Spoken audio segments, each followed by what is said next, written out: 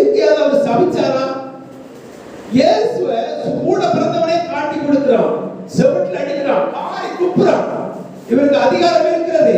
அவருடைய தாடி மயிரை பிடிக்கிறார்கள் என்று சொல்லப்பட்டிருக்கிறது.